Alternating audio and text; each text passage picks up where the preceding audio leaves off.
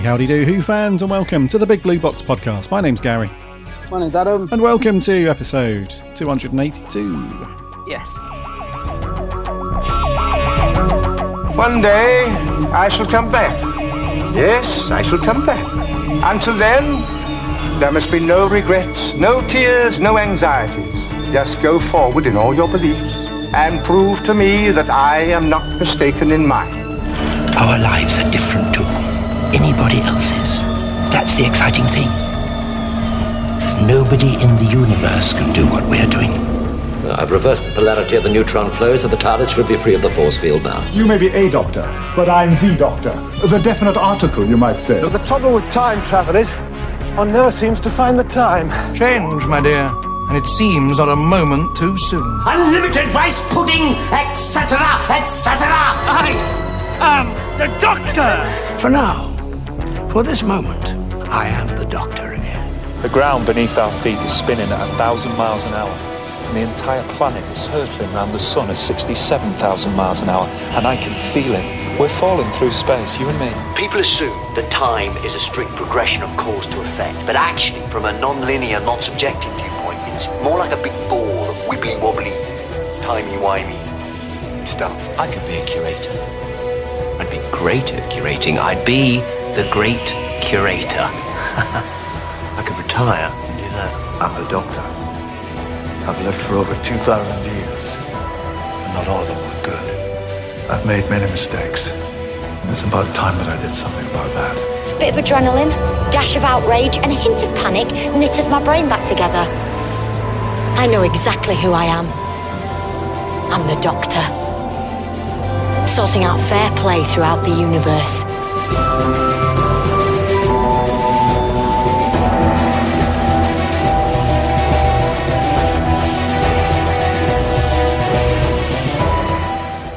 Howdy do, Who fans. Welcome back to another week, another episode of the old Big Blue Box podcast. It's great to have you all back. Old, yeah. I suppose we are old. How long have we been going now?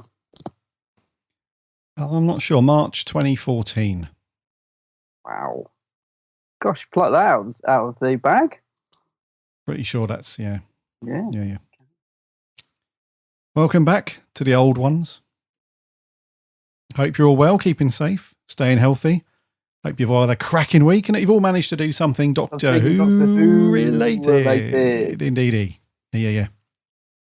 Weather's heating up again, dude. We always talk about, why do we talk about the weather these days? Because we're British and that's what we talk about. The weather and cups of tea.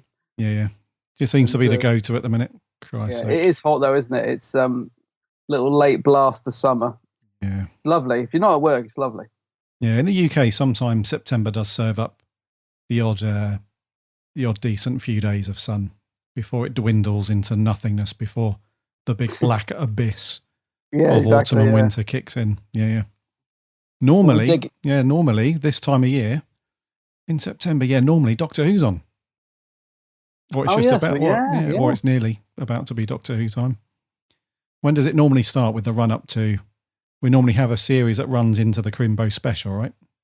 Yeah, I was just trying to think because it's changed a bit over the years, isn't it? So at one point, it used to be Easter, didn't it? You'd be like around Easter time, you'd get a new series would kick off. Like I think that might have been, was that when they split it a bit? So you'd have some at Easter and then you'd get another block later in the year leading up to this Christmas special. Oh, that was series 6, right? 6 or 7, I think it was 6 or 7, something like that. So I mean, all we've got on the horizon is the Christmas or possibly New Year's Day one, isn't it? Yes. Building up to that. So that'd be good. I can't remember the name of it. Revolution of the Daleks, is it? Revolution. That's the thing, because we've had so many of the Daleks. I get confused. There's Revelation, Remembrance, Resurrection. Revolution of the Daleks, I believe. Revolution, I think it is. Yeah. Yeah, Revolution of the Daleks. Yeah. Yeah, that's it. Yeah. We've got that to come. Yeah, should be pretty good. But yeah, enjoy the sun when we got it, eh? Indeedy. Yeah. So welcome back. Any long-time listeners to the show, it's great to have you here, as always. Any newcomers that have recently joined, or this is your first one, welcome aboard the TARDIS. It's good to have you here. For anyone that doesn't know, Adam and I waffle about Doctor Who each and every week. We normally round up what's going on in the world of Doctor Who, if there is any. If there's any decent news to talk through, we also round up the latest cool bits of merchandise that you might want to pick up for some shelf bragging rights. And then we also move on to a review story, and we rotate it. Normally when we're not doing like a special season of something, we rotate it. So we do a modern Who, Sarah Jane, a classic Who, and then a Torchwood. And this week it's Torchwood, dude, isn't it? The old back to the old Torchwood gang. The old gang. Still on series 2, Torchwood. To the Last Man. Yeah, when I dug out the Blu-ray yesterday, I did struggle to, because it seems ages since we've done Torchwood. I was thinking, what series are we on? Where are we on this? Because series 1 went on for ages, it felt, didn't it? But yeah, so series 2, we're still near the beginning. So this is only Ep 3, isn't it? So we're still fairly early on in series 2. Yeah, it is, yeah. Yeah, still fairly early. Happy to say that series 2 is so far, an improvement on series 1. We struggled with series 1 a wee bit, didn't we? It felt it was a little bit up and down. Yeah, it did. Yeah. It wasn't how I remembered it, if that makes sense. Series 1, it wasn't as good. There was some great episodes in it, but it definitely uneven, wasn't it? Series 1. Mate. Yep. Yeah, this is definitely found its feet a bit more so far anyway, but don't know about this ep. We'll have to wait till we get to this particular ep. But yeah. Yeah. Indeed, yeah. It's found its feet a bit more. You been up to much, Doctor Who, dude, in the past week? Well, not a great deal. I did get the new Fury from the Deep release. Oh, cool. But I only got it yesterday, so we're recording this on Wednesday. I couldn't get it till Tuesday. And so I've watched a couple of episodes of that. Obviously, this is all animation. The whole story is pretty much missing. I won't say too much because I'm sure we'll review it at some point in the future. But yeah, it's really good to have. I was quite excited to have sort of some, in brackets, new Who to watch, if you like, because I've never listened to the audio of this or watched any reconstructions or anything. So it's kind of like a new story to me. I don't even really know what it's about. I've never read the Target novel or anything like that. So it's quite exciting coming home thinking, I've actually got some like fresh new Who to watch, some classic Who.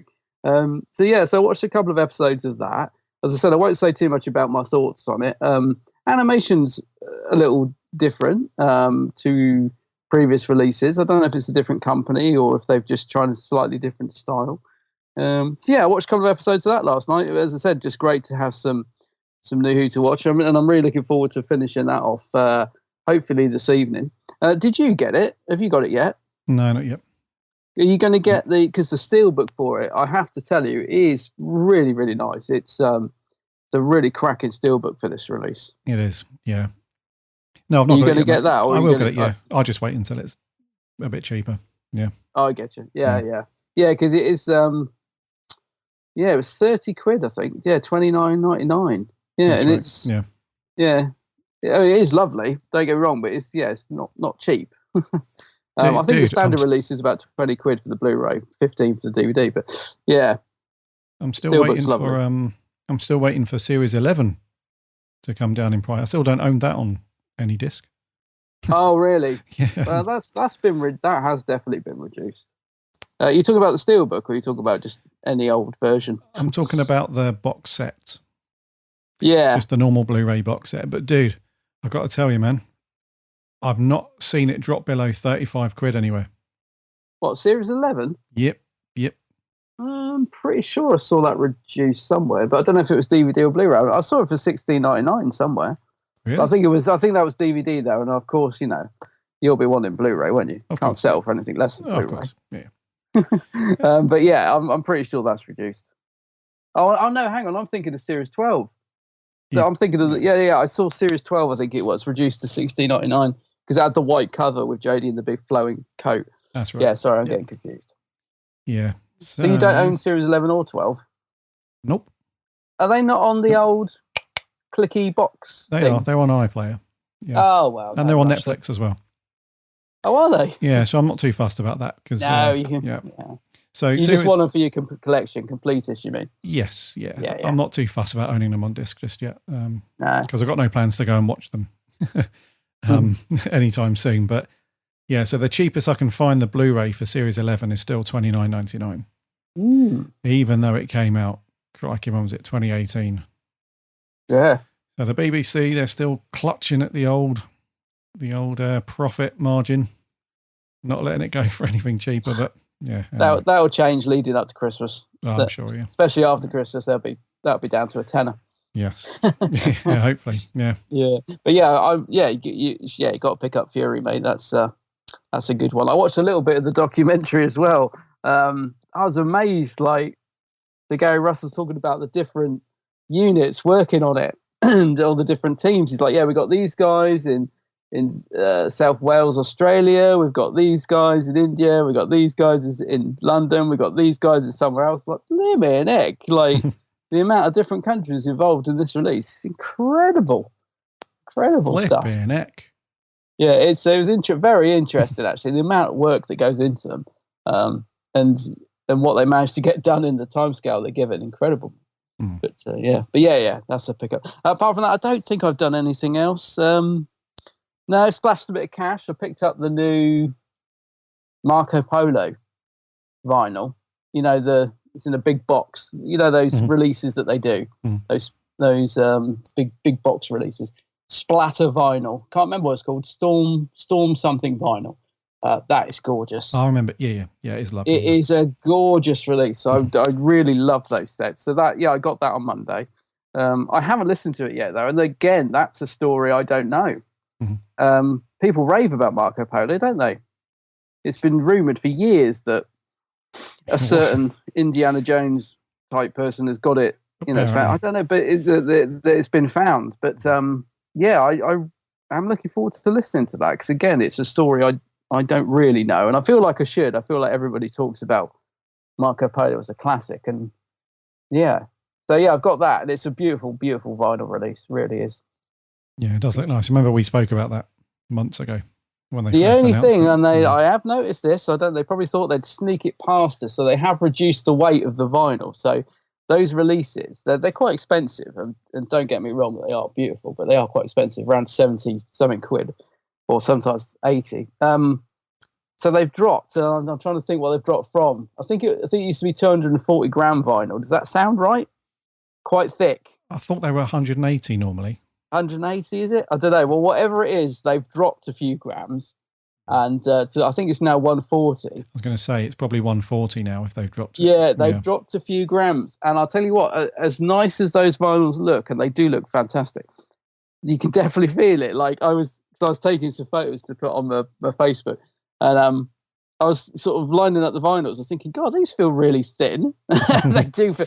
So yeah, I've noticed they've knocked a few grams off. Probably a budgetary thing, but anyway, still looks great. Yeah, I'll post some pics later. They'll probably be up by the time this goes out, so you can have a look. Was it was it the Desert Sandstorm cover? Is that the one that you've got? Yeah, it's got like the TARDIS on top of an old. Sort of wheeled off across the desert, like Camel's Horse and Carriage type of thing. Yeah, that's it. That's the one. Yeah, that's the one. Yeah, it looks sweet, dude. Yeah, it does look nice. Yeah, is that on? Are you looking on Amazon? No, I'm just trying to think about what you mean because I remember the splatter vinyl, but I couldn't remember the cover. I thought it was a really dark one for some reason. That might have been another one. Oh, you're probably thinking because they also released the Massacre literally a couple of weeks ago for Record Store Day, and that was doing the doing the rounds. You're probably thinking of that one. Yeah, probs. Yep. Yeah. So that's cool, it. Man. That's been me, dude. What about yourself? Yeah, cool, man. Nothing from me in terms of Doctor Who. The only one thing I have done is read the issue 1 of the Time Lord Victorious comic. Oh, right. Cool. Titan. What did you think of that? Yeah, so I really liked that, dude. I thought it was really... You did? Yeah. I've got one reservation, and it's not isolated to just this comic, but in general. But overall, dude, it was really cool. It was the concept of it was nothing original in terms of how the story kicks off with the Doctor just waking up in the TARDIS, like no memory of what went on and stuff. And then he's being pursued, isn't he, across all these different planets by the Daleks. And all of a sudden he clocks on. He's like, hold on a minute, they haven't attacked me yet. You know, something's up. And then he gets into conversation, and then he kind of teams up with this Dalek, doesn't he? It's I think it's called the Prime Strategist Dalek. That's it, yeah. I was trying to think what he was called, yeah. And they go into the Vault of Obscenity, sorry. where they've got these like crazy weapons that even the Daleks don't want to go and see anymore and all that stuff. And so that was really cool. Like the way it's written as well, it feels very Tennant-y. That makes sense. Like the dialogue. Oh, it does. Yeah. You can absolutely tell it's a 10th Doctor and stuff. So it was really cool. Did it bug you like it did me though, that it starts? So I assumed Torchwood Tourist would be like a brand new, fresh start sort of thing. So it does pick up from, apparently it's the previous 10th Doctor and 13th pair up. Yes. Yeah. Now I've got to admit, I didn't like that it started that because it starts with him like on the floor. Oh, what's happened to my memory? And so I already felt like I'd got to go, because this is already quite a confusing concept, as we spoke about last week. So I didn't like the fact that on top of all that, I've now got to go and try and find these other comics with the 13th Doctor, which I hadn't got or read, to sort of work out where he was up to at this point. I wanted it to start afresh. Like he's in the TARDIS, the Daleks. Like, so that slightly annoyed me. I mean, I don't think it's going to affect the story at all, but yeah, that kind of irked me, because it didn't feel like, so it's issue 1 of a comic, but it sort of picks up from the back of the other comic. I'm thinking, I didn't like that. Yeah. I wanted it to start afresh, you know what I mean? Yeah, no, I read you. But yeah, I enjoyed it though. It sounds like I didn't like it. I did enjoy it. I'm looking forward to the next one. And also, Doctor Who Mag has got some Time Lord Victorious in it this month, apparently. It's got like a free comic or something. Yeah, that's right. Is that the Eccleston cover? Yes, that's the one. So yeah, I know you haven't picked up the mag for a while. Do you think you'll get that one? No. You old grizzle guts. I thought you would. Nah. Actually, it's a tenner, isn't it? So it's a bit pricey. For the for the mag, it's got loads of other stuff in it. But yeah, I think maybe a couple of years ago I would have snapped it up. But yeah, you would have done. Yeah. But no, you're not bothered. You ain't bothered. You ain't bothered. One thing that did irk me a little bit about the comic, and it kind of leads into, like I was saying, with a bigger subject at the moment, and that is, I think you picked up on this a little while ago. I can't remember exactly when, but I think I'm just getting a little bit bored of the whole Time War thing now, Bud. Oh, yeah. Are you feeling that? I am big time, actually. It seems like, it just seems like all of these big stories at the moment are all, like in this comic at the beginning when he finally lands on the Dalek ship, whatever, and he's obviously realised that he's in some kind of paradox, because he says to the Daleks, what about the Time War and all that stuff? And they're like, the Time War's not on our records or something like that. And then the most recent McGann story from Big Finish is volume 4 of the Time War. And then this whole Time Lord Victorious thing is about, the time point is like X amount of years before the Time War. And then there was something else that we had a little while ago that was centered around the Time War. I can't remember. So it just feels like it's like very much a thing around Doctor Who for the last year or so. It's like everything seems to be centered around that moment in time. And I'm just worried that it's just going to oversaturate all the storytelling. It's like, I'm sure there's like a vast history and like massive stories that they could do outside of the Time War. I'm just getting a bit, here we go again. Yeah, no, I am absolutely. I was feeling that a while ago, because the thing with the Time War is when it was first mentioned, the Doctor just sort of, it's hinted at it. And even so at the end of Gridlock, when the Doctor finally sits down to have a chat about stuff, with, who's the companion in that? Is it Martha? No. No, it's Martha, yeah. Is it Martha? I think so, yeah. But even that, the camera pans away and we don't really, because at the time I was disappointed. I remember thinking, no, don't pan away. We've been waiting to hear all this. But then I realised it's because they didn't really want to go into it. It was a thing, they just wanted to give you a few breadcrumbs and leave the rest to the imagination. So since then, we've had so much to do with the Time War that I personally am very, I wouldn't say bored of it. I just sort of think it doesn't raise any interest anymore. I'm like, yeah, it's like everything seems to be being tied into Time War. I mean, I think they're even doing Big Finish. They're doing a 5th Doctor now. It's been plonked into a Time War story that's coming up. And yeah, I just think it's been a little bit overkill now. I just seems everything's to do with the Time War. And you need something fresh, you want something. Yeah, okay, let's move on. Let's find something else. That's the great thing about Doctor Who, is you can do pretty much anything and go anywhere with it. I definitely am a bit bored of the Time War thing. The last, the next McGann release for Big Finish is part 4 of the Time Wars. It's Time War, and I think that finishes up his story in that. And I kind of hope they leave it there, because they've just started doing the Stranded series with McGann, which is that's absolutely what we need. It's totally different concept. The Doctor's stranded in Camden on Earth and trying to live a normal life. You know what I mean? So it seems to me like they've thought, we've sort of done McGann in the Time War. What can we do that's totally fresh and different? So we need more stuff like that, really. We do, because that's really, I don't know. I don't think you've got around to listen to that yet, but I think you'll like it. It's that's a great release. The first Stranded box set with McGann. So I'm looking forward to seeing where that goes. You know what I mean? It's different. It's pricked my interest. Whereas Time War 4, although I've got it on order because I want to complete the set, I'm not really bothered about listening. I'll listen to it when I get time, but I'm not excited about it. Where it's Stranded, I'm like, yeah. When's the next one of those out? That was really good. So to answer your question, a bit bored of Time War. Yeah, same as me. Yeah. That's all I've done now in terms of Doctor Who. Oh, I'm glad you read the comic. Yeah, that is cool. Yeah, so I want you to listen to that 10th Doctor audio with the 4th Doctor, because I just loved Tennant so much in that, and I'm not as big a Tennant fanboy as you. I know he's your fave, but I just loved him in that. He's just and Tom, but Tennant really is awesome in that little adventure. Yeah. So put that on your list. Put that on your list. Out of Time. Yeah. So I think you'll really like that one. Yeah, it's on the list, dude. I have it listened to soon. On the long list, I know. I know, long, yeah. Right. Before we crack on we haven't got any news, but we have got one piece of Big Finish merch to talk about, and then we're on to our review of our Torchwood stories for The Last Man. Before we get cracking with all that lot, though, remember to subscribe to our show on whatever podcast app you get your podcasts on. Just do a search of the Big Blue Box Podcast, or head over to the website, bigblueboxpodcast.co.uk. You can find all of our, you can find links to all of the podcast apps and stuff on there. We'd love to have you as a subscriber so you don't miss a show when it lands every Friday. We're on the socials too, Instagram, Twitter and Facebook. Just do a search on those apps, or again, there's links on the website. We chat Doctor Who throughout the week, so come and get involved over there.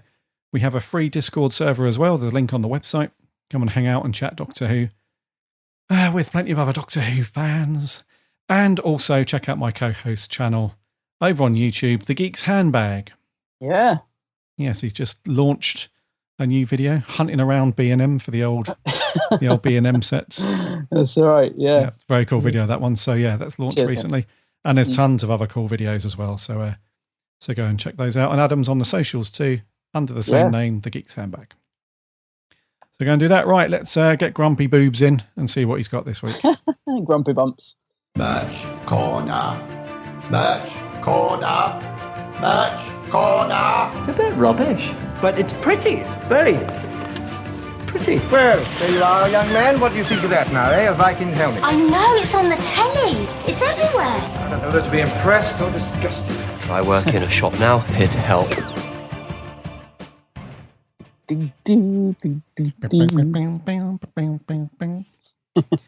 Mr. David Tennant. He's getting around. He knows how to work during the lockdown, doesn't he? He does. Crikey. He's everywhere. Crikey Moses. He's busy. Ooh. So he's been in some Big Finish recently, as we've just mentioned, Out of Time with the 4th Doctor, old Tom. But he's coming back for a big old box set next year. And this is a big one by the look of it. Yeah, it is, isn't it? Yeah. Yes. So coming next year in 2021, David Tennant returns as obviously the 10th Doctor in a brand new story called Dalek Universe, which are 9 hour-long episodes that will see the Doctor pulled out of time and sent back to an era before the Great Last Time War. Ooh. Here he finds himself battling for survival in a universe full of Daleks, Mechanoids, Movellans, and Davros. So this is, alongside this as well, there's going to be a prologue volume out just before volume 1 of this launches, called The Dalek Protocol, which stars Tom Baker as the 4th Doctor and features Louise Jameson and John Leeson as K9. Oh, amazing. So that's going to be cool. Yeah. So this is a bit So you can tell by the artwork that they've worked up for this and everything, and just the way that they're framing this story. It does sound like it's going to be a big sort of epic story for the Doctor, and it's like another Dalek story, but it does sound pretty cool. And David Tennant has provided a small interview to go along with the sort of marketing for this, and he says it's a big old epic sweep. It reminds me a little bit of those Flash Gordon serials that used to be on the TV during the school holidays when I was a kid. He says each story has its own self-contained world, but the whole thing has an overarching momentum. I've really enjoyed how varied it is, all within this one story, and the variety of worlds that we go to and environments that we're in. He also says, and as we go through this space opera, to have all these characters brought so clearly to life by a whole range of wonderful actors, it's been a treat. Which is cool. So the producer over at Big Finish, Dave Richardson, says, what is Dalek Universe? Well, it is the first full season of Doctor Who adventures starring David Tennant as the Doctor in over 10 years. It is also a huge celebration of the work it is also a huge celebration and the work and imagination of Terry Nation. So this time, the Doctor has no TARDIS for Sanctuary and no Rose or Martha or Donna to help. But he is reunited with two faces from a distant past, two serving agents from the Space Security Service. Anya Kingdom, played by Jane Slavin, betrayed the Doctor in his fourth incarnation, but can she make amends? And Mark Seven, played by Joe Sims, is an artificial man with a mysterious history. Together, the trio join forces to try and discover who has pulled the Doctor back in time, and more importantly, how can they help him get back home? This sounds pretty cool, dude. So they're going to split it into 3 volumes. Each of the 3 volumes will be released as a 4-disc collector's edition box set or a download, and you can also pick up these as a limited edition gatefold triple LP vinyl set, which you can also get from Big Finish. So you can go on and you can pre-order the entire thing now if you want to, ready for next year. So you get volumes 1, 2, and 3 in the 3 different versions. So CD, download, and then the limited edition vinyl, and then the prologue, the Dalek Protocol. I think that's just CD and digital. That's not on vinyl. And that's slightly cheaper. So that's $12.99 download. And then each of the 3 volumes are $19.99 for the digital download and $24.99 for the CD box set. And you can pre-order all of those right now. So this sounds pretty sweet, dude. Yeah, it does. Yeah. They're awesome trailer for this. Do you see the little trailer? Really, really nice. I have to say, what I was just saying about David Tennant on that Out of Time release. See, I like Tennant, but there's something about the fact that he is so popular that always sort of puts me off. Does that make sense? You know, like the whole popularity breeds contempt thing. So I'm often like, oh yeah, David's good, but you know, he's not all that. He's not that. And then I watch him and think, oh, actually, he is good, isn't he? And then it's the same with the audios. I sometimes just think he gets a little bit like the Time War. Is he getting a bit oversaturated? He's on the Time Lord Victorious, and there's so much Big Finish with the 10th Doctor now that I don't get as excited about it. And then I actually listen to them or watch a trailer and I think, oh, this sounds good, you know. So I am very excited about this, basically. The trailer is great for this release, and it's David's delivery is just fantastic. I said this a couple of weeks ago on the podcast when I was listening to Out of Time. When you listen to a Big Finish audio, quite often it's sort of done in a play type way. You know, the way the actors deliver their lines, it's just a natural thing because they're reading the lines and not physically acting. David seems to sound like he's been recorded off the television. It's like he was in the production. He's just got that. He's just slipped so well back into the 10th Doctor role that he's fantastic on the audios I've listened to so far. And when you listen to him on this trailer, I'll tell you what it is. It's just the emotion that he manages to put into his voice.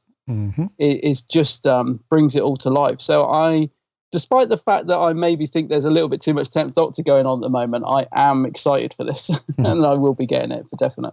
When's it actually out? So next year? We don't know exactly next year, but it just says 2021. So it could be any time, I guess. But it's already been recorded and everything. It's all done. So I imagine they're just going to slot it into a release window that's not as crowded with other stories, I suppose. So have we got lockdown to thank for this as well? Because I know they were saying like David is so busy at the minute. Like it's only because lockdown shut down a lot of filming that they've managed to get him for so much stuff. I don't know. I mean, this would have been probably set up ages ago, so maybe not this particular release, but as awful as lockdown's been, I guess there is the odd glimmer of good that's come from it. Like if we've managed to get stuff like this from David Tennant because of it. Yeah, Although, maybe. Yeah. Have you been? I've been watching him in that new Des drama on ITV, which is based on the true life events of. He plays the serial killer Dennis Nilsson. Have you watched any of this? Oh yeah, no, I've not seen it. Somebody told me about it at work the other day and said, "Oh, you like that dude from Doctor Who, don't you? You need to watch that. He's really good." Oh, he's very different in this. I mean, David plays evil very well. He does, doesn't he? Although it's very different to what I expected in terms of the character. But give it a watch. It's the final part tonight, so it will have already finished by the time this podcast goes out. But I've watched the first 2 episodes, and he's so good in it. Yeah, he's so good. You can't take away that he really is a great actor, isn't he, David? He's very, very good in terms. We know he's a good actor, but he just seems to be really. He can just turn his hand, like you mentioned that when he's on audio, he sounds like they've just lifted the audio from a TV episode. Yeah, so it's amazing. This goes all the way back. So he used to do. Remember years ago? I think this was back in like, crikey, I don't know, like 2008. 2009 maybe, there was a couple of animated Doctor Who movies that came out. One was called Dreamland, one was called I remember that. The Infinity Quest. That's it, yeah. Yeah, on one of those, I can't remember, there was whichever one's got Martha in it. I can't remember which one that is. I think that's Infinity Quest. The Infinity Quest. Yeah, the one with A.G. Freeman. There's a behind the scenes bit on the DVD for that, and it goes into how they recorded the audio for it. And she basically says, like, she's just blown away by how all these like tips and tricks and everything that David Tennant had when he went into recordings. Like, she just turned up with the script, went into the audio booth, as you would, as you would expect. And she was like, David Tennant walked in, and he starts like crumpling up all of the paper, and she's like, "What's he doing?" And what happens is he's crumpling up all the corners of the script, so that he can like really easily and quietly just pick up a corner of the paper and turn it over. So you don't hear all the paper, like, because a lot of times when, I suppose it's done digitally now, but when you had like a paper script, you don't want to, the microphone picks up the sound of you like trying to get the bits of paper separate, you know, like when you pick up. Yeah, I know exactly. You know what I mean? Yeah. So he's like doing all that. And then she's like, he gave me loads of tips on how to stand, how to like mic technique, how to sort of animate yourself properly when you need to do it, and all this stuff. Like, he'd been doing it for years, and he was fairly young at that point in terms of like his career in Doctor Who and all that stuff. So he's an absolute just master at, you can just put him anywhere. You can put him on stage, in front of a camera, in front of a microphone. He just delivers, doesn't he? Like, every time. Yeah. He does deliver. And I'm glad he's still so involved in Doctor Who, to be honest, because he is a very busy actor, let's face it. You know, he's got all this stuff going on. He's got endless films and TV shows and all the stuff that he's even finding time to do his podcast. So he's a busy man, but the fact he's still involved in Doctor Who, I think, does show that he has a genuine love for this, doesn't it? It's not like he needs the money, I shouldn't think. He clearly loves the show and loves being a part of it. And I like that. I'm just waiting for Matt. Come on, Matt. Come on, Matthew. David's got involved. They've even roped in Chris. Big Finish have got to get to Matt, haven't they? He's got to do it. Because I think he'd be great on audio, I would imagine. Can you imagine Matt in a studio? I bet he'd be bouncing off the walls, wouldn't he? And do you know what it is? I honestly don't think it's a case of Matt doesn't want to. I really don't think it's that, because... No, he's probably just busy as well. Yeah, I think it's a combination of him just... Remember, it wasn't that long ago, when you think about it, that he was the Doctor. It wasn't that long ago, was it? Not, so no. He probably just wants to put a little bit of distance between when he was the Doctor and like other acting roles and all that jazz. But I reckon at some point within the next 5 years, I would say, he'll be a Big Finish. I can see him doing it. I really can. I hope so anyway, because I love Matt's Doctor. But I'm pretty sure the Doctors talk to each other as well. I'm sure they've got each other's phone numbers. And I'm not even saying, Yeah, what's that group? I'm not even joking. I'm pretty sure they chatted it. And I bet you, like, David's text and said, oh, Big Finish, it's a good, it's a good crack in there. We have fun and get a nice lunch. They always bang on about the lunches, don't they? I could just imagine it texting Chris and saying, yeah, you'll like it, Chris. Don't trust me. Because that is what happened with Baker, isn't it?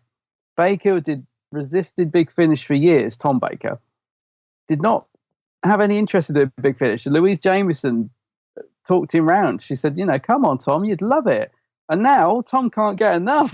He loves Big Finish. Yeah. In every interview, he starts. It doesn't matter what they ask him, he'll start talking about Big Finish.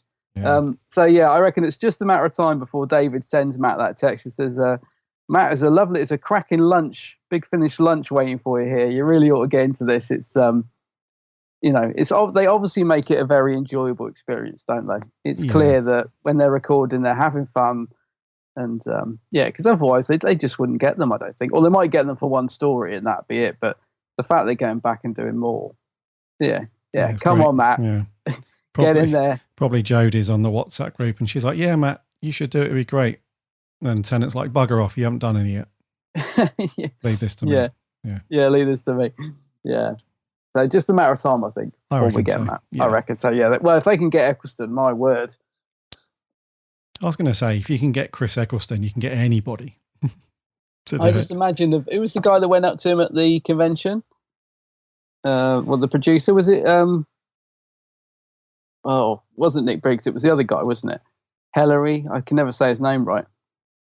Craig Hillary, I don't know. Oh, from Big Finish? Yeah. Yeah. The one that went up to him backstage and said, do you fancy doing a bit? And managed to secure the deal. But, just imagine him going up and being like, look into my eyes, not around my eyes, look into my eyes. You really want to do Big Finish, Matt. You really want to do it. Well, it kind of does feel like that in a way, doesn't it? It does, doesn't it? Yeah. Yeah, he was very much like... No, I'm not doing it. Yeah. Look into my eyes. Like the master. Yeah. I'm just going to sit over here and talk about me dad. Talk about me dad all the bloody time. Yeah, so then he's like, after that convention, he's like, yeah, cool. I'm up for it. Yeah, it was a bit of a turnaround, wasn't it? Yeah. He's like, I'm holding a gun to your head. Now, I don't want you to take that as a sign of a threat or anything, Chris, but I'd really like you to do some Big Finish if that's okay. Yeah, sure. No worries. Yeah. I'm never doing it. I'm never doing conventions. I'm never doing Big Finish. Oh, all right then. Yeah, then you just hear the sound of like a shotgun being loaded. And then he's like, yeah, I'm up for it. And by the way, my daughter wants your autograph. Yep, that's no worries. Yeah, so that's coming. So let's round off this the merch. So Dalek Universe, the 10th Doctor story, which sounds pretty big. It sounds like they've put a lot of time and effort into it. It's a big old story, nine volumes, including the prelude thing. Is out at some point next year, and we'll put a link to the trailer for it. It's only a short trailer, but it sounds very, very cool. It is a good trailer, yeah, definitely. Yes, right. Review time, dude. Yeah. So, series 2 of Torchwood, and this is episode 3, and it's called To the Last Man. Who is he? Thomas Reginald Brockless. Tommy, 24 years old. Sort of. Well, he's over 24, he's not. He's a frozen soldier from 1918. We have to wake him up every 12 months. Leave me alone! It's me, Tosh. Is it time again? Two different times should never exist simultaneously. Chunks of 1918 will start to appear at the hospital. You shouldn't be here! He needs to be in the hospital, ready to step from one time to another. You're the only one who can stop this. If you don't, it's the end of everything. Why me? There's no years in the future. There's now.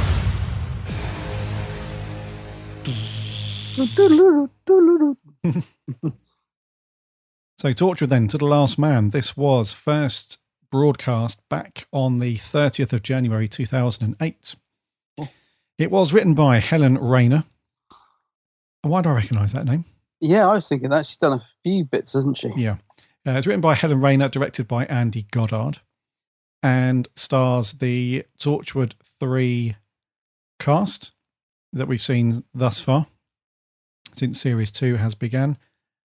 And the plot for this one is essentially once a year, just for one day, they defrost this dude, Tommy Brockless, at the Torchwood hub, just to make sure that they can still wake him up and he's all working, because they fear that one day or 1 year, he's going to be needed because there's a big problem with the rift. There's like a two times are sort of butting up against each other, and it's causing big problems. And as usual, Cardiff is going to take the first brunt of this this thing before it goes worldwide. So Tommy has to be there, and it turns out, sadly for Tosh, that this year is the year that Tommy's needed, and he has to essentially sacrifice himself to save everybody.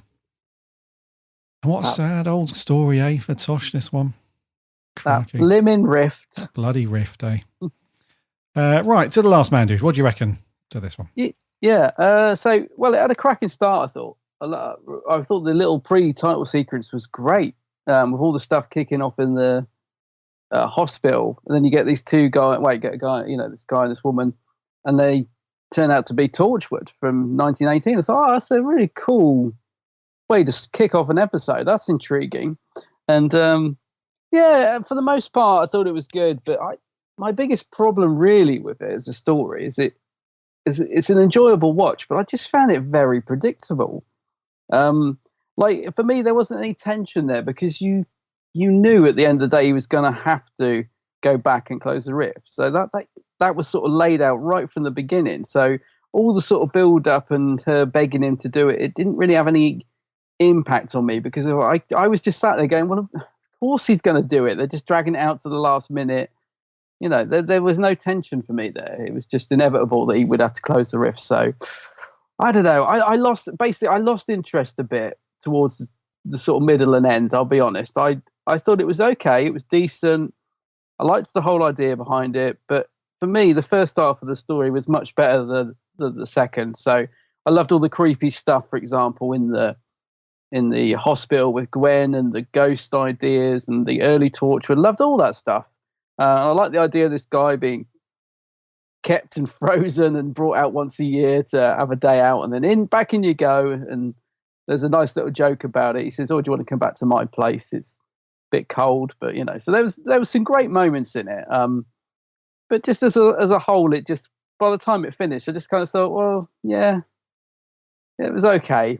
You know what I mean? I just like the ending was just so predictable, and I kind of knew exactly how it was going to wrap up. I just wanted a twist or something else just to make me go, oh, right, I didn't see that coming. But I was sat there the whole way through thinking, well, he's going to go back. She's going to beg him to do it. And at the last minute, he'll do it. And then it'll all be over. And that's kind of exactly what happened, really. But yeah, it was all right. A decent watch, but it didn't blow my mind in any way. Right. To be honest. All right. But decent. What about you? Decent, but not great, I'm going to say. It was just good. Okay. Just okay. Yeah. Okay. Yes, I thought this was a sort of middle of the road-ish kind of story for Torchwood. Although I did like it quite a bit up until the last sort of 10 minutes, I would say. Yeah? Yeah. Because I really did like it had a good combination. It had a combination of like the emotional stuff, which was nice with Tosh and her sort of once a year boyfriend. Yeah. It's all right, Tosh. Yeah. Love's never easy, is it? In a world of Torchwood or Doctor Who. Yeah. No, definitely not. Who'd want to work for Torchwood, eh? I know. Bit demanding. Why do they stay? Yeah. I think he asks her that. At some point when they're out. He does. Yeah, why'd you do it? Yeah. Yeah. He's like, you talk like your life's empty sort of thing. And she's like, well, Torchwood's quite demanding and stuff. And he's like, I think he says something like, well, you doesn't have to be. And she just looks like, well, try telling that to Jack sort of face. Yeah. And so I think it's got a good combination of like the emotional stuff that kind of builds throughout the story between Tosh and Tommy. It's also got a nice creepy vibe to it as well. So there's a lot of those scenes where they're in the hospital in current. I liked that stuff. Current day. So current time-ish. It's really cool. It's quite creepy. So that's good. And I like the build-up of like Jack's character. I like the fact that he can tell that Tosh is obviously in love with this dude. Even though she doesn't outright say it. She doesn't even say it to what's his chops? Owen. Owen, yeah. She doesn't even say it to him, even though he seems, in a sort of weird way for Owen's character, he seems like genuinely concerned and stuff. I liked that, actually. Yeah. It's one of the scenes I really liked. Because Owen can be a bit of obviously a family podcast, so I'll choose my word carefully. He can be a bit of a bleep, can't he, at He times? can be, He's yes. a bit full of himself. And I thought that was a really nice scene, actually. It's one of the ones I really liked, is when he just... The way the two actors played it was very nice. It was quite subtle. He just was very caring towards Tosh. So despite their... Because if I remember rightly, they've had a little bit of a fling, haven't they, in series 1? Or didn't they have a bit of a thing, those two? I don't think Was that's there some happened jealousy there or something? I don't know. I've lost track, really. But yeah, Well, she likes there's a him, few didn't she? Yeah. glances, I think, between those two. Yeah. So I don't think anything happened, but I think No? in a couple of stories in series 1, I thought she was jealous of Gwen at one point, but maybe she I'm was. Yeah, getting yeah, that's what I mean. Yeah, ahead of myself. Yeah. yeah. In a couple of stories, you can tell that she's a bit.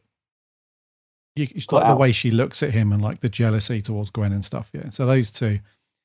But yeah, so with Owen's character, and I think that leads from in the last series, we had that story where he fell in love with the pilot lady. Oh, that's right. Yeah. So I think he kind of knows what she's going through, and I think he doesn't want her to feel the same thing that he did potentially because he fell for that woman, didn't he? And That's right. she yeah. ended up just buggering off and leaving him, and he was really upset. So I think he can see almost what's going to happen here, and he doesn't want to. Yeah. Did Jack need to tell her that he gets shot though? Because that scene confused. So I love the scene with Owen. You can tell that he's caring about her feelings and doesn't want her to get hurt. So then old Jack calls in Tosh. He's like, "So you got to make him do it. Oh, by the way, he gets shot in 3 days. Anyway, good luck." And I'm thinking, well, why would you tell her that? You know she's emotionally involved. I don't think it would have made any difference to the fact that she knows she's got to get him to, close the rift or whatever he's doing with that thing. I don't know. I just was like, why would Jack tell her that? Because that's obviously going to make it harder for her. I know it's a plot device because it's just to add a little bit of something to the story. But yeah, Jack, what are you doing? Just to make it. But I do like the scene at the end where Jack thanks Tosh, because Jack can be a bit of a bleep at times as well. Sometimes he's got this hard exterior and he's just like, there are some episodes where he would have just walked away at the end, but I did like the fact he turned and said to Tosh, thank you. That was good. I thought, yeah, that's nice. We need a few moments like that, because otherwise they're not. I think this comes back to why series 2, the characters are more likable. They're a bit arrogant in series 1 at times. And I think we said it, didn't we, that they're not always that likable at times. So it was nice to see scenes like that with Owen and scenes where Jack thanks Tosh, just to show the more human side of Torchwood, if you like. I would, yeah. Yeah, and I think the reason why Jack... Yeah, I didn't think about it too much at the time, but I think the reason why Jack tells Tosh is because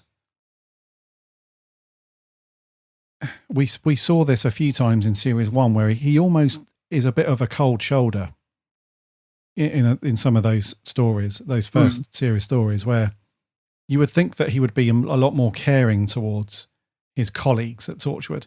But some of the time, he does come across as quite cold. Like he's got no problem in just laying the truth out, even though I can remember a couple of arguments where Gwen got really miffed with him. Where I remember a couple of stories where she's like yelling in his face, like, how could you do this sort of thing? So I think Jack is very much right.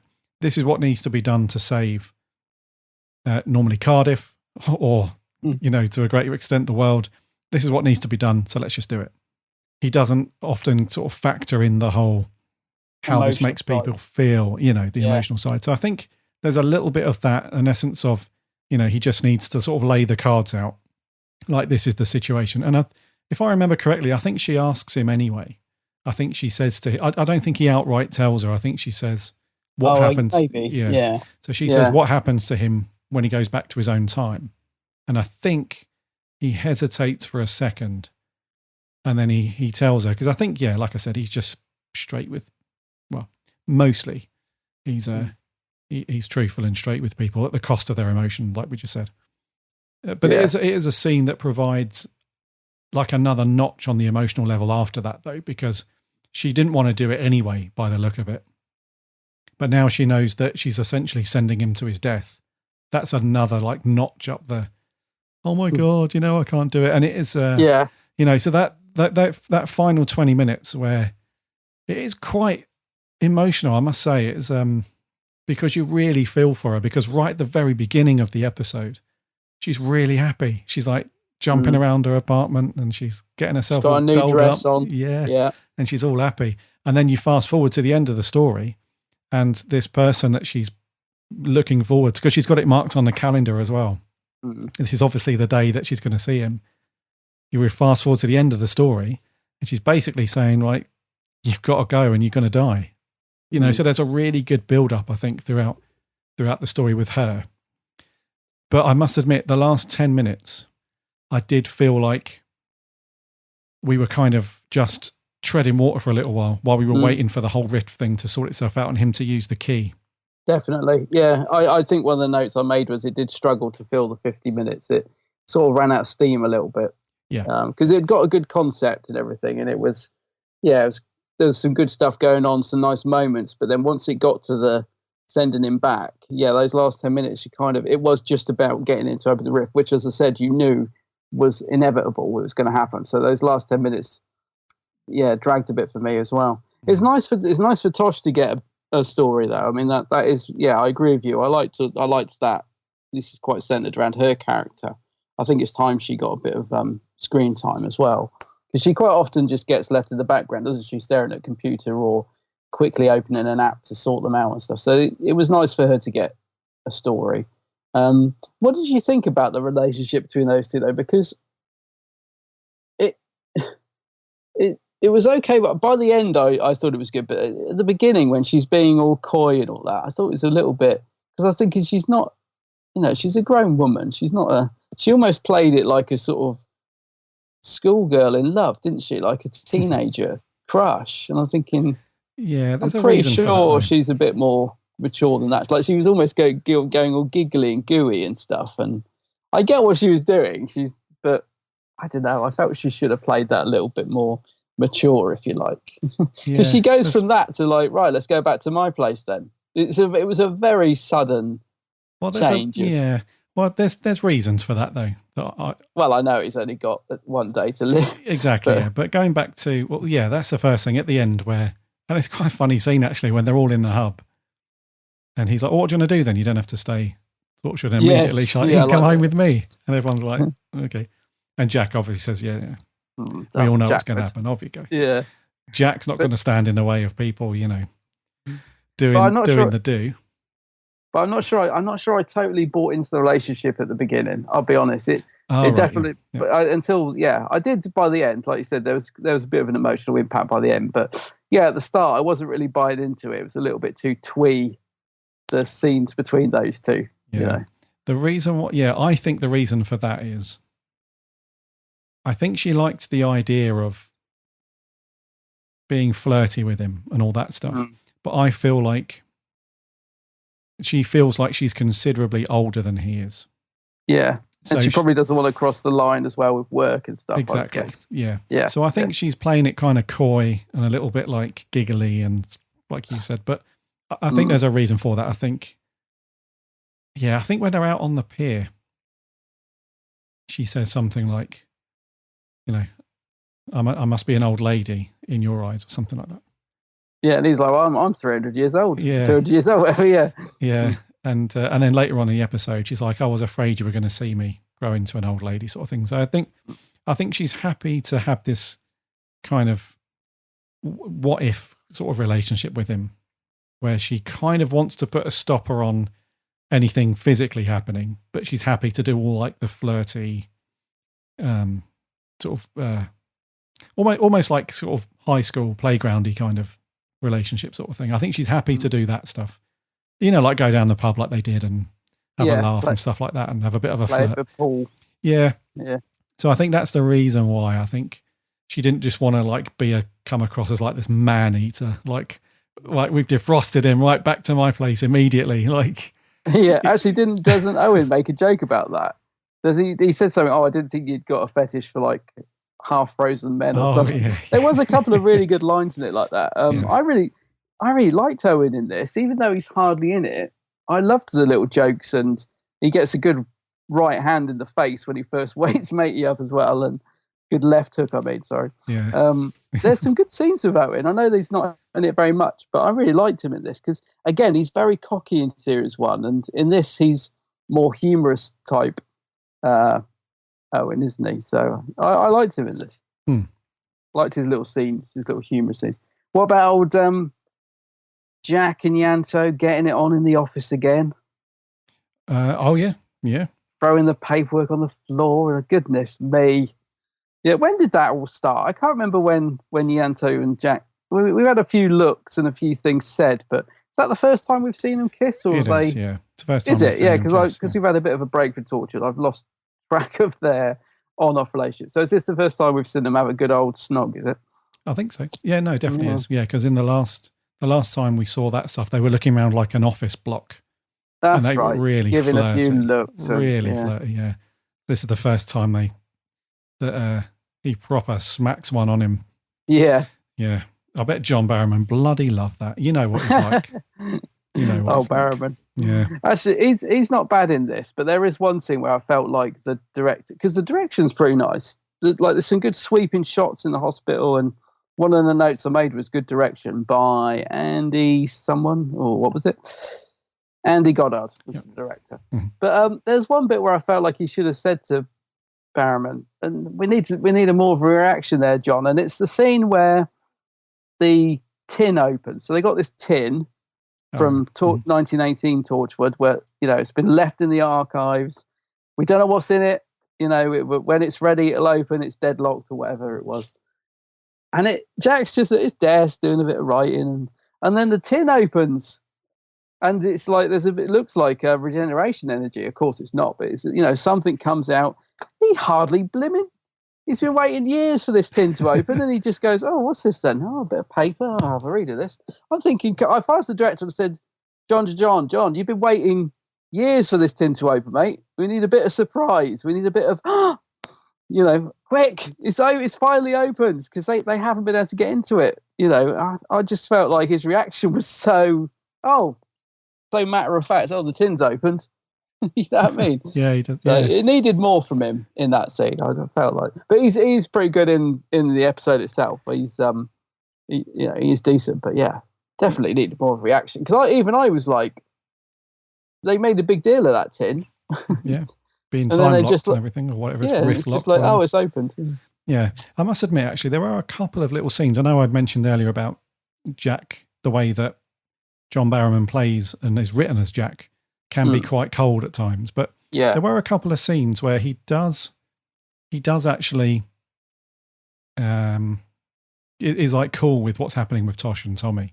The first one is when they're looking around the hospital.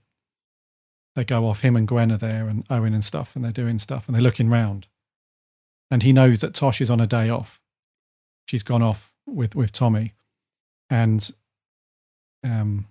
I think Tosh is expecting him to call her at any minute to go and do stuff.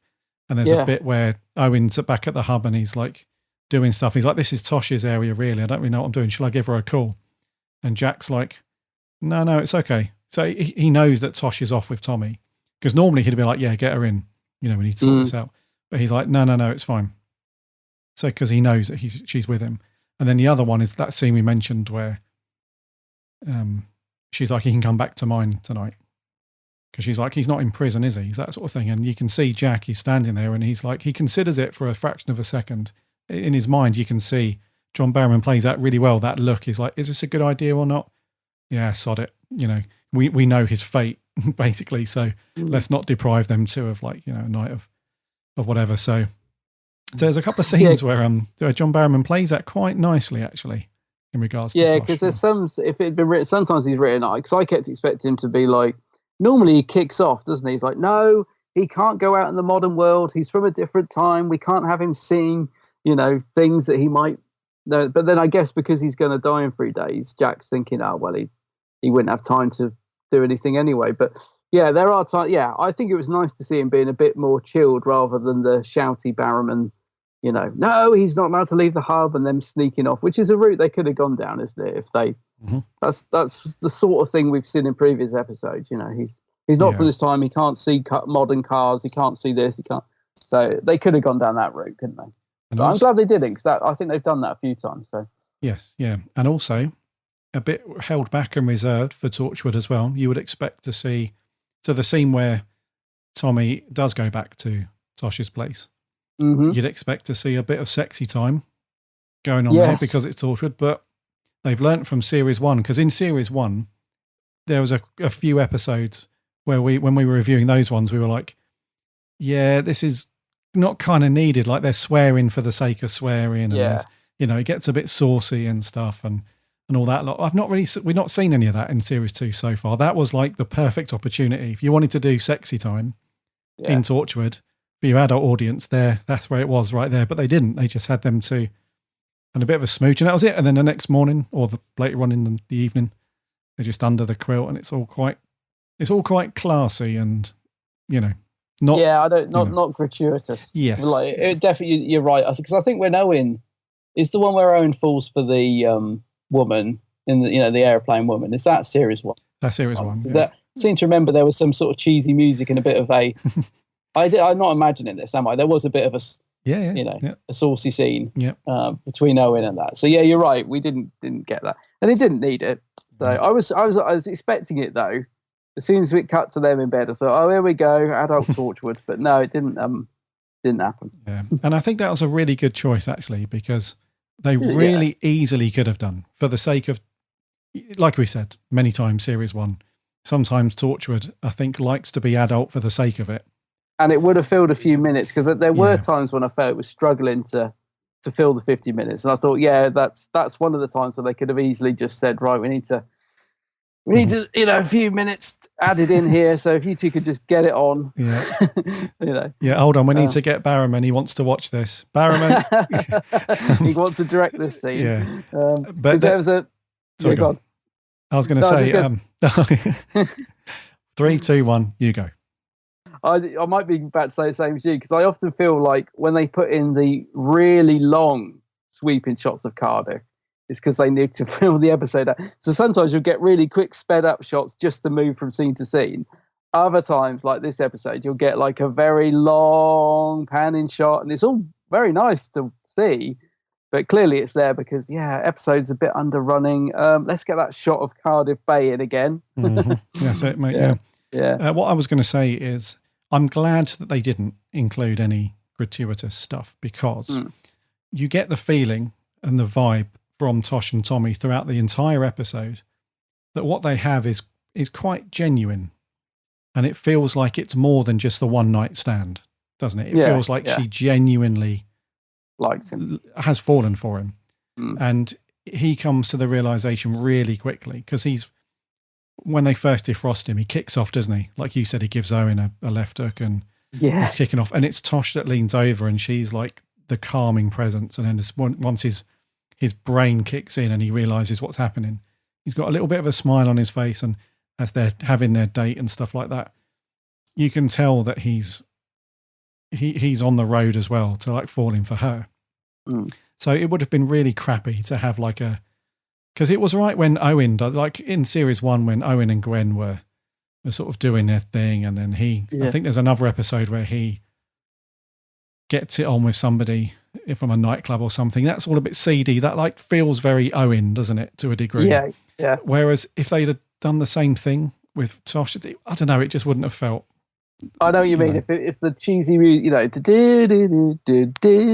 that had kicked in, you'd have been like, oh no, definitely didn't need it.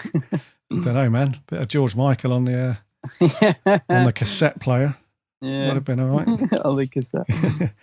So yeah, I think like overall the way that Helen Rayner wrote this story for Tosh was a good thing, and apparently she really loved Tosh as a character. So she was really like, we need to give Tosh a really good story. We need to progress her character a bit more. Because series 1 is quite Gwen focused. Yeah. Which is not a bad thing, but, we didn't really see much of Tosh sort of taking the front the front seat too much. So that was good. And what did you think to the fact that Tommy is going to eventually die? Because again, when I was reading up on this, Helen Rayner, she was inspired by this thing that I'd personally not heard of, even though I'd done a lot of stuff in history about both world wars. There was this thing in World War One where soldiers were like just shell shocked with like being involved in war. They were then taken back to hospital for a little while, but then that was looked at as a really bad thing. It's like the total opposite of what you would consider like mental health issues nowadays. Back then they were like, well, you've had, you wimped out. Now you've had a couple of weeks in hospital to get yourself together. Now you're back on the front line sort of thing. So, and then on top of that, a lot of soldiers were actually executed because having this kind of shell-shocked moment where it just freaked them out, that was seen as like a sign of cowardice. Like they were viewed as cowards that didn't want to fight for their country. So they were executed, which is, that in itself is awful. So when you consider that that's the fate for Tommy, it does elevate the whole thing to even more of a, oh crikey, he's not got the best future ahead of him, has he? So I thought that was like a real sort of hard hitting part of the story, and it does play into the whole thing around Jack telling Tosh what's going to happen to him.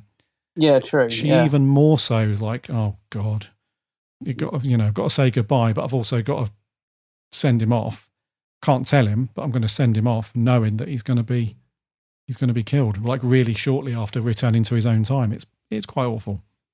Yeah, it is awful, and I think that is one of the best bits of this story, is it does explore that, because it's not something I'm the same as you. It's not something I was particularly aware of, and it does bring home another element of our history and stuff that we shouldn't forget. So yeah, I do think that was a good thing to do in this story, to bring that into it, just to make you think a little bit more, because it does add an extra level of emotion to the story, because it's a true thing, So, but again, not it wasn't hammered home. It wasn't sort of really thrown in your face, but it was there enough to make you think about it. Because I definitely picked up on that as well. So it made me think, gosh, can't believe we used to do that.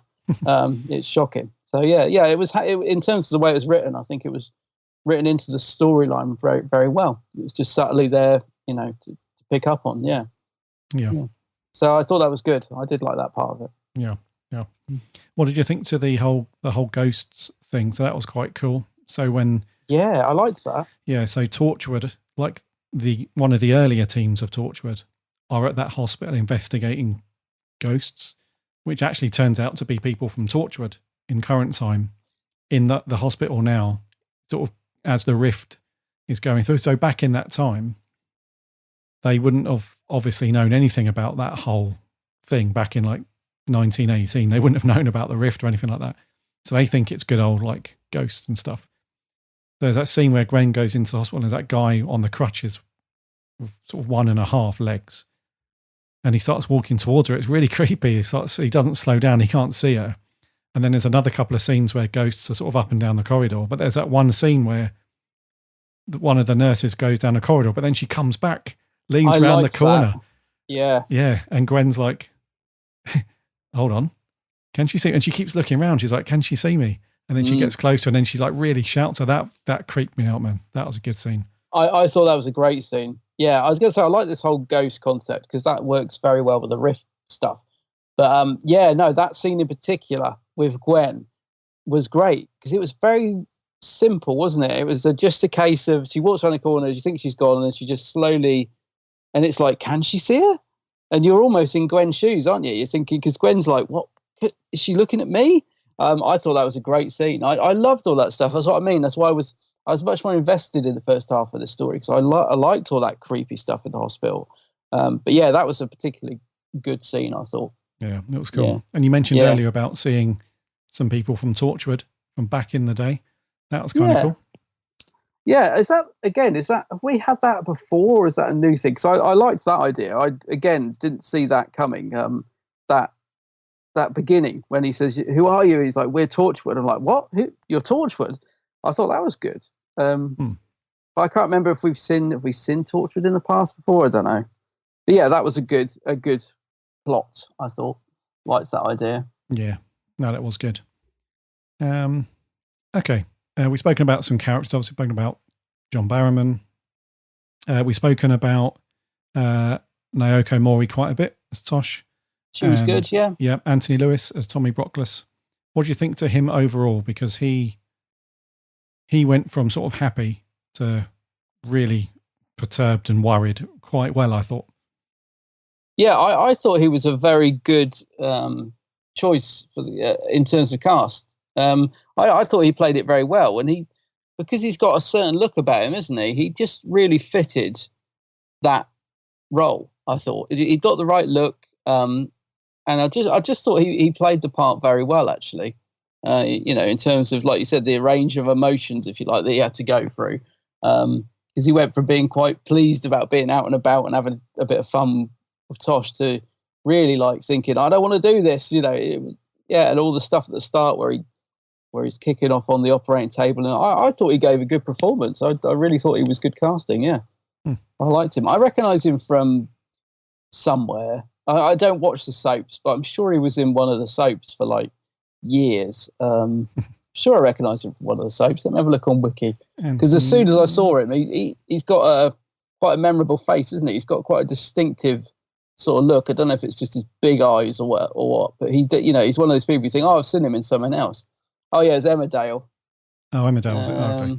Yeah, I mean, I can't bear the soap, so I don't even know why I know that, but I must have seen him in it.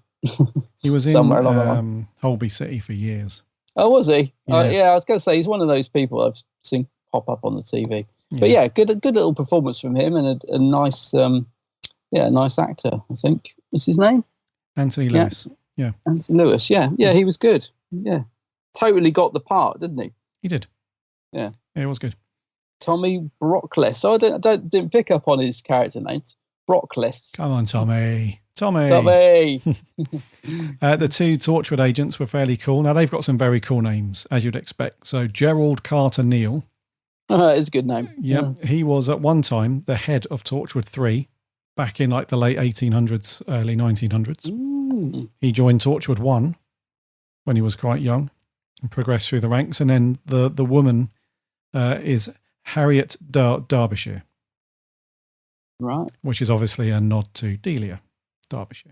Oh, yes. One would expect anyway. Yeah. I like it when we explore older, other versions of Torchwood, though, because it's quite easy to just think of Torchwood as John Barrowman and his team, isn't it? But I like the fact we're reminded that they've been, Queen Victoria, wasn't it? Yeah, back in that 10th Doctor story, wasn't it? Tooth and Claw. Tooth and Claw, that's right. At the very end, it's good. Yeah. It's good just to be reminded that it's not just them. It's been going for quite a while in different versions of it. Yeah. Yeah. That was good. I like the, like you said, I like seeing like previous versions of Torchwood or whatever turn up. Yeah, they were quite good, those guys as well, weren't they? Like you could imagine they could have been in it more, couldn't they? There was a good little rapport between those two at the start. I liked that bit. Yes. No, it was good. Yeah. Okay. And then, we've spoken about Bern Gorman. He's not in it too much, but he has a couple of nice scenes with Tosh. Yeah. So lastly, then, just very quickly, Yanto, Gareth David Lloyd, a couple of really funny scenes with him. You can tell that even they've written him to be just Alfred from Batman in this one. There's a scene where he's standing in the background and somebody says about getting Tommy a cup of tea. Tosh looks round at him. He's got this big smile on his face, and then he just drops a smile with this kind of, oh, great, I'm off to make tea again, am I? And he just walks off. So even the writers acknowledge now that in some episodes, he doesn't do anything. He's just, he gets to the door. Like when the pizza turns up, he gets the pizza. He makes the tea. He does a bit of intel for them. He's literally the Alfred of Torchwood. Yeah. But they have his character's much more likable already, isn't he? In series 2, because I remember in series 1 he was quite annoying at times when he was crying all the time and moping around. Whereas, he gets a bit like Owen. They've softened his character a bit. He's more comedic in this series. Yeah, just those funny little moments. Yeah, but I liked that scene when Tosh is like, go and do the tea, go and get the tea on. Yeah. No, absolutely, mate. Yeah. Yeah, so yeah, I like it because that's the thing. I remember liking Yanto as a character, and then we watched series 1, and I'm thinking, why did I like Yanto? He's really annoying and soppy. But then, yeah, now we've got into series 2. I think I'm starting to remember why I like him. I think he's funnier in series 2, and I'm pretty sure he gets more to do later on. I'm sure there's a reason I liked his character more than I remember. Yeah. Yeah. So yeah, he's fine. He wasn't in it a lot, but yeah. Yeah, true. Okie dokie. Anything else on your notes, bud? Just the music was great again this week. Really creepy in places. I love the way they work in the theme just now and again. That little do do do do do do. Oh yeah. Yeah, some really good stuff going on in the music in this episode. I never know who does the music in Torchwood because I think they use different people, don't they? Yeah, Ben Foster on this one. Ben Foster, was it? Mm-hmm. Oh, cool. So yeah, thought the music was very good, like especially the creepy scenes. And there's a scene where Jack pulls out that drawing of Tosh from the tin, and his reaction may not have been enough, but the music certainly was because it's real, like it's really like OMG music, isn't it? So we need. They should have given Barrowman a musical cue for that bit. But yeah, I thought the music was good this week. Really liked it. Really suited the story. Yeah, and I agree. Yeah, gave it a bit of tension when it was needed. I thought. Yeah, defo. Yep. Yeah. Right, scores on the doors then, bud. It's me to go first, I believe. Okay. I'm going to give this a 7. I had a feeling you would, and the reason I say that is because I'm stuck. I hate it when I'm stuck between two scores because I'm stuck between 6.5 and 7. And I'm going to give it a 6.5. I think it's not quite a 7 for me. Okay. I enjoyed it, but it didn't quite. I think because of the ending, it didn't quite reach that 7 middle of the road for me. I was just a little bit when it ended. I was just a bit. So yeah, 6.5. But I did enjoy it overall. Cool. Yeah, I can see what you mean. I see what you mean by that. Why you wouldn't give it a 7? Yeah, I gave it a 7 just because. I was nearly a 7. That's what I mean. I nearly. Is it a 7? Yeah. I don't know. So it's good. Yeah, we'll go between those two scores. It's good. Yeah, I thought it was I thought it was better than like an average run of the mill 5 or 6 story, and it is a great opportunity for Tosh's character to have some line like I feel sorry for her at the end and stuff, and she plays it really well. I have to say that, she's very likable, Tosh, isn't she? Naoko Mori, she does a very good performance in this one, I must say. So, rightio. What did our awesome listeners think? What did our awesome listeners think to this one? We had some audio clips in first. The first one is Sammy from Down Under. G'day, Gary and Adam. Sammy Satine here. So, To the Last Man, a good story with not enough heart. Seems odd to me that something Russell and Julie oversaw as lacking heart, but that is certainly the case here, and I think a big reason why Torchwood doesn't land as well as it should. Jack is too cold. Even Owen has more compassion, and Owen is not a cuddly guy. I feel the actor who plays Tommy does a great job, but he's let down by everyone else except Tosh, who does a great job too. Also, they never explain how that key works. How does Tommy operate it? Also, why Tommy? So many questions. I give it 6 time keys out of 10. See ya. Oh, Sammy, not feeling this one. No, Sam is right about there is a lot of questions. I did think that as well. There was a lot of things. If you start to sort of really think about some of the stuff in this, because I was thinking that, what is it about Tommy? Why is he the one that's got to go back? And there is, if you look into it too closely, I think there is a lot of questions. I agree with you on that. But I did think Barrowman wasn't as cold as normal in this one, so I'm not sure about that. But anyway. Yeah, me too. Yeah. Cheers, Sammy. Thank you very much, Sammy. Moving on, this is Mr. Matt Steele. Hello, Gary and Adam. Matt Steele here again. Hope you guys are well. So, this week, Torchwood to the Last Man. So we start off with a brilliant opener for this story. It's confusing, but also intriguing. Nice to get a glimpse into the world of Torchwood in 1918. Am I right in thinking they made a few Big Finish audios with that team? It is really interesting to see Tommy have years passing by in a single day. It's like the ultimate emotional roller coaster. The way the ghosts are used is very nicely done, especially when the nurse slowly creeps backwards as she notices Gwen. The music really makes those scenes creepy. Tosh really does seem to get the worst luck in love out of all of them. If it's not a murdering alien woman or an oblivious Owen, it's a doomed soldier from 1918. Saying that, though, the relationship between Tommy and Toshiko is lovely to see. Obviously, to Tosh, she's known him 4 years, but for Tommy, it's only been 4 days. So you see the exciting beginning of a budding romance, and when you see it end, it's quite heartbreaking to see. I think I'll give this story an 8 out of 10. Cheers, guys. See you again. Okay, an 8. Interesting. I don't know about the Big Finish stuff because I don't have any Torchwood Big Finish. I hear it's really good stuff as well, but yeah, I don't know if they're in that any of that. Someone else will have to comment and let us know. Yeah, have a looky. Yeah. Okay, but Matt, fairly liking this one with an 8. Pretty good. Lastly, let's go to Mr. Joe Turner.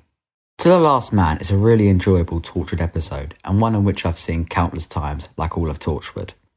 I love the contrasting time periods, and when Gwen and Jack are in the hospital and we see chunks of 1915 coming through, like the nurse and the injured man, it's really, really creepy. I like seeing Tommy adjusting to a new time, and it's really interesting how he as a character has seen how society in England has changed over the years, given little subtle references to periods like the 60s. Tosh and Tommy's relationship didn't feel forced at all, and both actors portrayed a really mature performance, how over time their feeling for one another have been realised. Finally, seeing Torchwood 100 years ago adds to the development of the Institute, and Yanto stating how young the members were makes us reflect how young the Torchwood team actually is now, and the fact this just heightens the danger level even more. Yes, at times it's slow, but it's a nice break from the fast-paced, high-threat level episodes we usually get, and as a viewer, we begin to question the morals of Torchwood and what they are allowed to do and what not. So overall, I'd give this episode a 7.5 out of 10. Thank you. Joe's just reminded me of a scene that I really liked. I forgot to mention it, actually, which is the scene when Tom is watching the news about Iraq, and he says, "Oh gosh, we went through all that, and the world's still fighting." I thought that actually did get that hit home. Oh yeah, that is a good scene. I forgot to mention that. Yeah, So that was another good part of the script. Yeah, that exactly. That's like a real world thing that sort of hits you in the face when you realise, like, he fought in the war that was meant to be like the war to end all wars, I suppose. Like from his point, he says that, doesn't he? Yeah, this is supposed to be the war that ended all wars. Yeah, and now here he is, nearly 100 years later, and it's still nothing's moved on really. And it also plays. There's like a really cool line from Tosh at the end where she's out on the pier with Owen. It's Cardiff Bay. It's raining as you expect. With rain, yeah. And he's out there talking to her,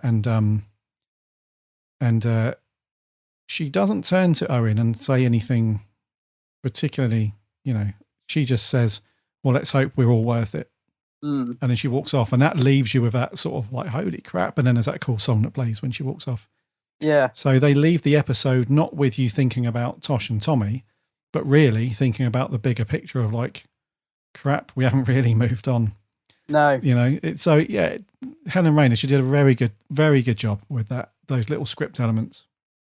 Yeah, no, I think that's I don't know what Joe said that prompted me to remember that. There's something in his audio review there, but yeah, I thought that was a great scene, and it really hit home because that's a great idea, isn't it? Imagine bringing somebody back from the war and them seeing the state of the planet now, and they'd be thinking, well, what on earth did we go through that for? So that really is the point of the story, isn't it? Yes. So, yeah. Cool. Thank you very much, guys, for your audio reviews. Very much appreciated for you taking the time to do that, as always. Thank you very much. We had a few over on the socials. Sarah Louise Bagger, the running Whovian. Hi, Sarah. She says, brilliant. I enjoyed seeing a previous Torchwood team. The clumsy awkwardness between Tosh and Tommy was adorable, and the hospital scenes with Gwen were very spooky. The line 3 weeks later, Second World War, was clever and good to see the cowardice shootings were acknowledged. Sarah gives it a 10 out of 10. Wow. Crikey. Keep up that running, Sarah. No slacking off from the running. Jordan Shortman, one of our writers, says it's another strong entry in Series 2, which continues to prove stronger than the uneven first series. There are some genuinely creepy scenes in the hospital and great acting from everyone, but you can't help but feel sorry for Tosh, who always ends up with her heart broken. Yeah. Oh, Tosh. The Universe of Who says a rather emotional, innovative storyline that uses its science fiction concept to create something more meaningful. a great chance for Tosh to finally shine. 8 out of 10. TARDISNet66 says, I don't think there's a bad story in Series 2 of Torchwood, and this is another strong story with a lot of powerful emotion, and the relationship between Tosh and Tommy is very strong. Not one of the best, but very entertaining. And lastly, John Edward Berry says, that was a good episode. Torchwood seasons 1 and 2 are really great. And over on Facebook, we had just one comment over there from Joseph Howarth. Says, this was a pretty heart-wrenching story compared to Owen's previous relationship with a figure from the past. I feel Tosh is a bit more believable because they feel more like a couple that thrust into a situation they aren't happy about, but doing what needs to be done to help the world. Season 2 is honestly getting better and better by the minute. I hope I get more episodes like this. A 9 out of 10. Wow, cool.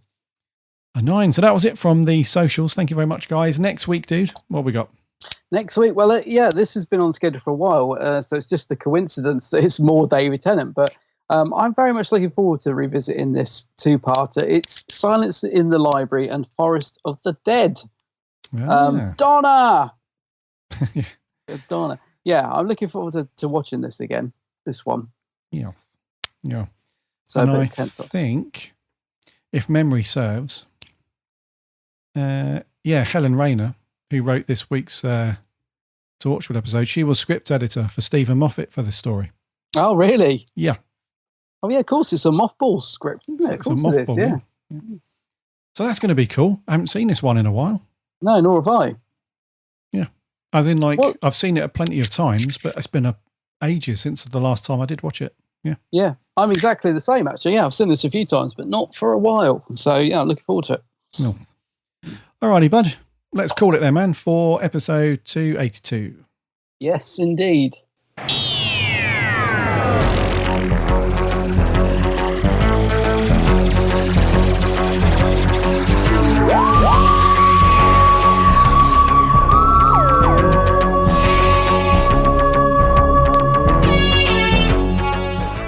Thank you very much, guys, for sticking with us for another week and listening to our little show, the Big Blue Box Podcast. It's been great to have you all here for another week, waffling around Doctor Who and Torchwood and all that stuff.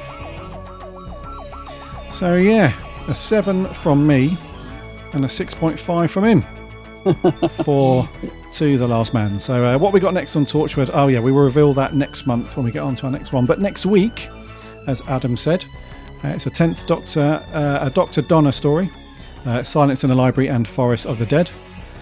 Two-parter, which we've not seen in a while, so it's going to be really cool to fire that up. An often well-reviewed one, this one, dude. A lot of people like this one. It's a River, isn't it? First one with River. Oh, River. Yeah. Yep. So, yeah, get your Blu-rays out and your DVDs watched and all that stuff, because we'll be asking for your reviews, as always, for next week.